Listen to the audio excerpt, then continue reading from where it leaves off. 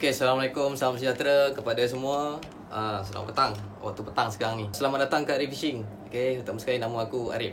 Okay, hari ni aku akan berkongsikan kepada korang, kita akan sembang-sembang santai tentang asas-asas casting. So, topik kali ni aku nak sharekan khas kepada orang yang baru memulakan ataupun yang baru berjinak-jinak dengan arena casting beginner. Okey, tapi orang lama pun boleh dengar. So, topik ni secara umum lah.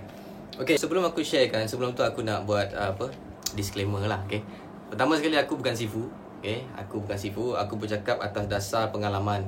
Okay, pengalaman yang macam mana sepanjang aku dalam casting ni. Kan juga orang tanya, berapa lama sangat pengalaman kau nak cerita-cerita dengan orang, nak sembang? Okay, aku bermula casting pada tahun 2008. Okay, jauh tahun ini adalah tahun 2020. Bermakna aku dah lebih kurang 12 tahun dah dalam arena casting. Casting saja tau. Aku main casting pakai kewang ni tahun 2008 lagi. Jadi sekarang dah 12 tahun. Jadi dalam tempoh 12 tahun ni, pelbagai pengalaman lah yang aku dah lalui ya. Macam-macam tempat dah pergi, macam ikan dah pancing. Ada pengalaman manis, ada pengalaman pahit. Okay, pengalaman pahit untuk pengetahuan korang, aku pernah hilang ke semua yang ada di belakang aku ni. Maksudnya hilang, kena curi. Rumah aku ni kena pecah masuk, kena curi. Jadi apa yang ada di belakang ni adalah bangkitan semula lah. Aku bangkit balik. Okay, dan perkara ni terjadi sebelum aku jadi YouTuber ni lah. Aku beli balik perlahan-lahan. Okay, dan selepas aku bangkit balik ni, jauh perbezaan antara dengan dulu masa mula-mula aku belajar casting. Jadi hari ni aku nak sharekan 5 tips kepada beginner macam mana untuk beli gewang agar kita tidak melakukan pembaziran duit. Baik, sebelum tu kita sharekan dulu kesalahan. Okay, biasanya kesalahan bagi pemancing-pemancing ataupun caster-caster baru ni, pertama sekali diorang ni borong gewang. Kebanyakannya player-player sekarang ni, caster-caster sekarang ni semuanya boleh kata berduit lah. Okay, baru-baru beli barang dan memang barang dia memang high end. Diorang beli gewang. Okay, jadi ini perkara yang pembaziran lah. Ini yang aku buat dulu lah. Ada duit sikit beli gewang, ada duit sikit beli gewang, tanpa ada orang kata ilmu lah, ada ilmu yang betul. Itu yang pertama. Yang kedua, ikut-ikut orang. Orang kata gewang ni killer, beli, cari sampai dapat. Elok-elok harga market RM15, RM20, sampai RM40 pun orang dia jual. Kita sibuk juga nak beli sebab killer punya nama lah. Itu kesalahan kedua. Kesalahan ketiga, kita terlampau taksub pada aku sebut tadi, gewang killer tadi. Okay, kau nak dapat strike ikannya, kau kena pakai gewang ni. Kita pun mencanak lah, pergi cari sana sini mencari. Jadi ini antara kesalahan-kesalahan common ya. Bukannya orang beginner saja, orang lama pun ada juga buat kesalahan-kesalahan ni. Aku pun ada juga kadang-kadang. Selalu lah, kadang-kadang selalu. Kita terus ke 5 tips. Tips yang pertama sekali, kita nak beli gewang, kita kena kenal pasti kita punya sasaran. Okey, sasaran macam mana? Sebelum kita nak mancing, kita nak casting ni, mesti kita tahu pertama sekali kita duduk area mana. Seperti contoh, aku duduk area Sempurna, Sabah.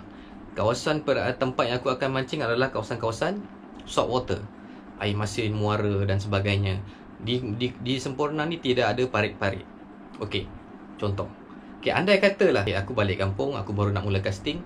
Apa yang ada di sekitar aku hanyalah banyak ikan haruan.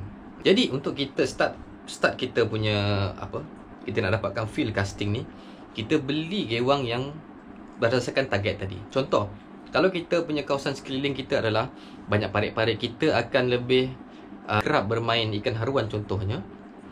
Kita jangan beli gewang-gewang selam-selam dalam.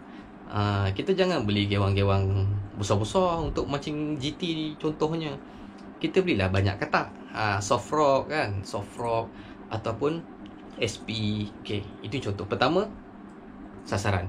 Contoh lain, katalah kawasan kita tu kita nak main casting, kita tengok orang main sebarau.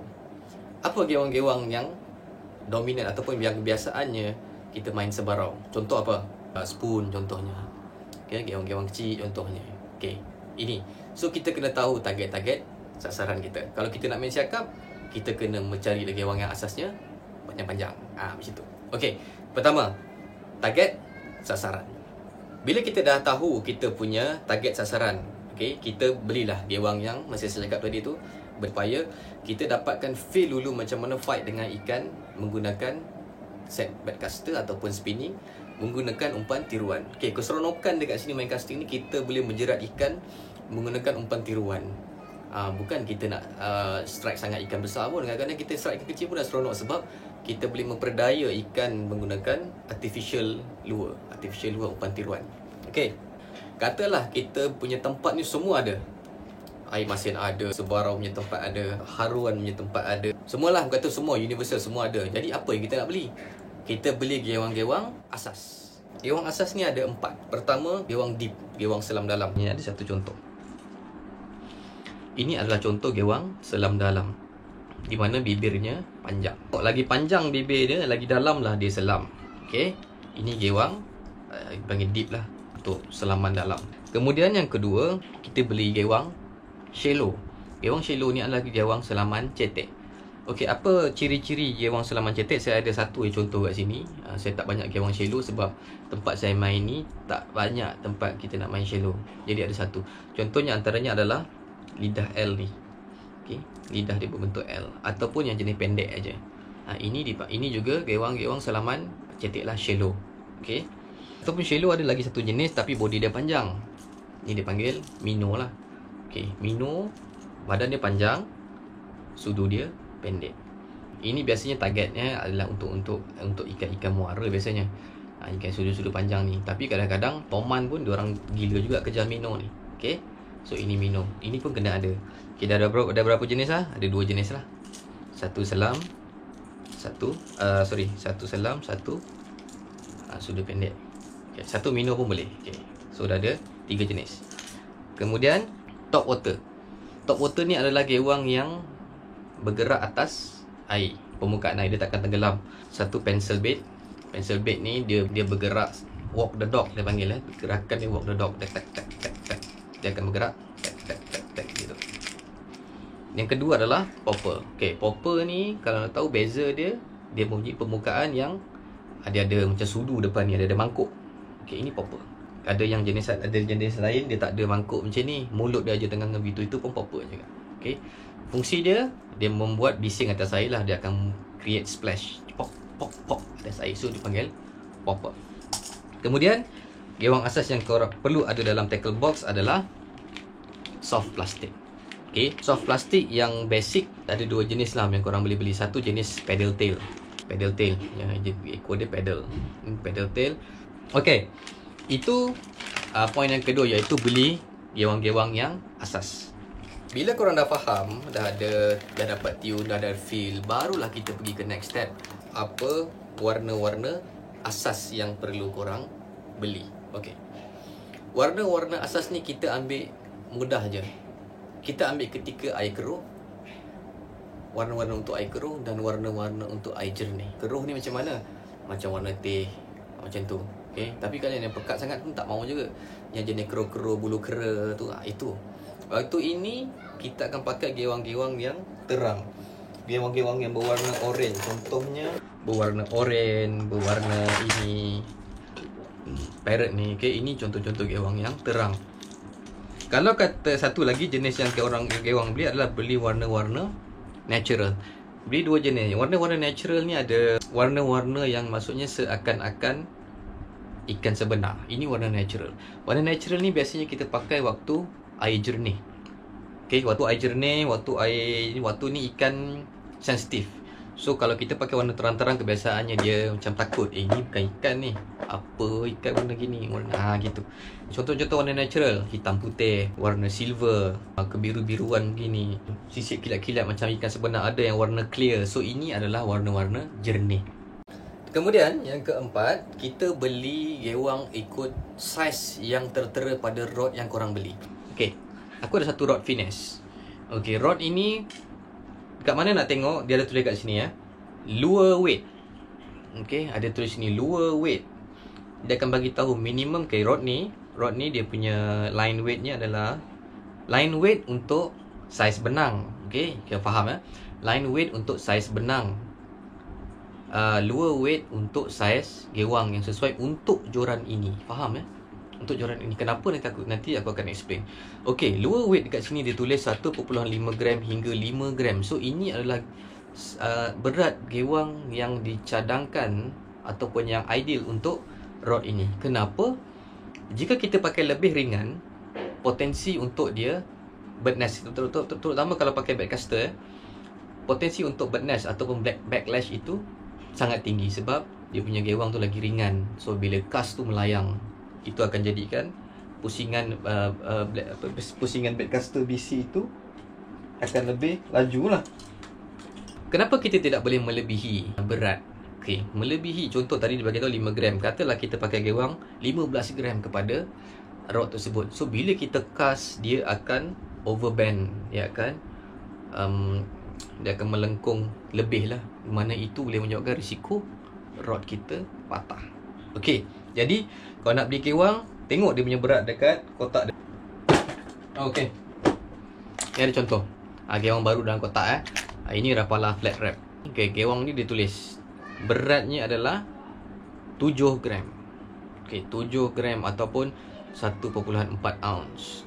Jadi kalau ikutkan, gewang ini tidak boleh digunakan menggunakan rod ni untuk baling, sebab rod ni tadi maksimum dia hanya 5 gram. So ini 7 gram. Tidak sesuai. Okey, tidak digalakkan. Dan yang terakhir sekali, kita jangan terlalu gairah membeli. Okey, aku faham bila kita kena racun ni, racun casting ni, dia punya racun memang bukan alang-alang. Aku mula casting waktu zaman universiti, zaman belajar dulu. Gunakan duit yang duit belanja untuk beli gewang. Gewang bukan murah. Gewang waktu tu bukan macam sekarang. Ada banyak gewang-gewang kopi di mana kita mampu beli kan. Dulu tak ada. Dulu semua Rapala, Yozuri, itu je gewangnya. Sebulan 2, 3, 4 ekor beli untuk student. Jadi gairah nak bagi penuh kan box ni, tak sabar-sabar. Biar kita casting ni berdasarkan apa yang kita mampu, satu. Yang kedua, dalam pada kita tak berapa nak mampu ni, tapi kita ada semua spek-spek gewang ni. Jadi kita boleh bawa ke semua gewang-gewang ni untuk pergi ke semua tempat yang kita casting lah. Okey. So ini secara asas ya. Okey, ini secara asas. Kalau kita nak cerita pasal gewang ni, kita boleh pergi jauh lagi, panjang lagi. Okey. So aku cerita ni khas untuk beginner yang baru nak start casting. Okay, insyaAllah. So ini saja 5 tips yang aku boleh kongsikan kepada rakan-rakan di luar sana. Jadi di kesempatan ini aku nak ambil kesempatan untuk saling menasihatkan korang. Tolonglah jangan keluar pergi memancing waktu-waktu begini, waktu-waktu tengah getir ini. Jangan kita keluar, tahanlah jiwa tu, duduk saja di rumah. Buatlah apa yang patut, lap-lap gewang ke, apa-apa lap mesin ke, servis mesin ke. Tengok video ke, tengok channel aku ni, banyak video-video strike, mana tahu kan. Okay guys, itu sajalah perkongsian aku pada hari ini. InsyaAllah akan datang ada video-video lain. Aku cuba bawa topik-topik yang lain, okay, khas untuk kawan-kawan, untuk beginner ke, untuk pro ke. So apa pun kesimpulan kita ni semua sama sajalah, kita semua pemancing. Pro pun ada kumpau juga kan. Okay, beginner pun ada kat strike ikan besar-besar padu-padu. So sama je sebenarnya. Okay, so kita jumpa lagi InsyaAllah. Terima kasih pada yang subscribe, terima kasih pada yang like, pada yang komen, yang memberi idea dan sebagainya. InsyaAllah kita jumpa lagi. Assalamualaikum warahmatullahi wabarakatuh.